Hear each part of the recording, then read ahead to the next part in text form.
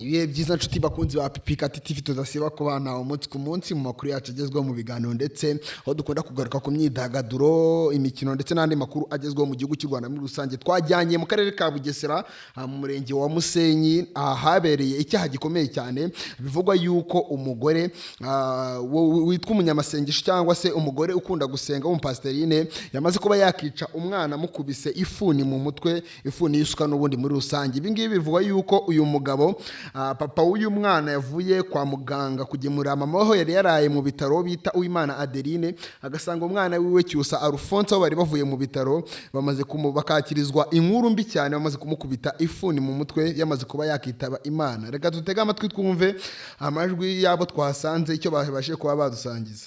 Ngo umugore aza abaza uwo mwana uriya mukuru ngo se nyoko yagiye afite isuka, asa agasinziriye abagakubisa ifuni, agakubita amafuni, haturuka umugore witwa Godansi Nyirambebo niwe wamubonye aravuga ngo kakana ngo ndakarangije ka kamarade, ngo ubu ngubu ngo ndakarangije pe, ahanagura isuka n'amaraso ku byatsi biri hariya by'urubingo. Uwo mugore ngaraza asanga akana kanjye gato kararyamye hasi, amaze gusanga karyamye asakambura inkweto arakitsaza agakubitagura amafuni. Uwo mwana nanjye ndi kwa muganga bampamagaye bambwira ko yapfuye. Bahageze mbere nasanze umwana bamutemye aha mu mutwe, bakubise hano mu musaya ariho hari gupfunuka amaraso na hano mu gihorihori n'ahangaha ni amasuka 3.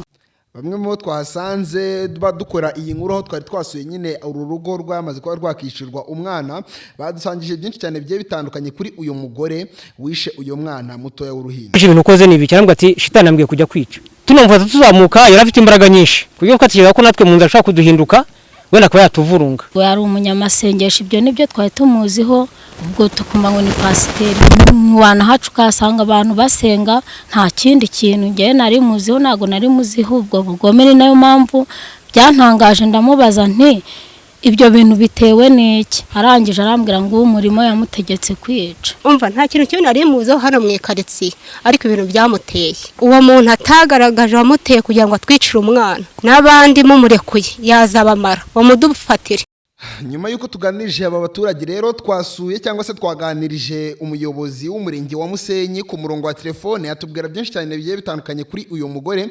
Ndagira ngo utege amatwi nawe wumve ibyo yabashe kuba yatubwira nyine kugira ngo turusheho gukomeza kugenda dusobanukirwa ibijyanye n'aya makuru y'umwana wamaze kuba wahohoterwa cyangwa se yakicwa. Iyo umureba umwibazaho byinshi, ni umuntu wanambye urembye cyane birenze ku buryo uramubaza ibintu agusubiza umenye ibyo ari byo. Ari umuntu w'umupfu niko navuga, gutahura ngo umenye niki cyari kimurimo. Rero kugeza ubu nta kintu bapfaga, nta na gito, ntaki. Yari umuntu kandi urembye cyane umaze iminsi mu nzu amezi adashobora no kweguka. Ibintu byatubereye urujijo. Ngaye nguko rero byifashe mu karere ka Bugesera. Kambifurize kugira ibihe byiza abadukurikirana mwese umunsi ku munsi hano kuri Pipikati TV. Atudasiba kubana mu biganiro byacu n'ubundi bigezweho, haba amakuru mu myidagaduro, imikino ndetse n'indi bigiye bitandukanye mu Rwanda ndetse no mu karere k'ibiyaga bigari muri rusange. Kambifurize kugira ibihe byiza rero, niba utarakanda subscribe kanda kuri subscribe kugira ngo dukomeze kurushaho kubana neza kandi mu biganiro byacu bya buri munsi.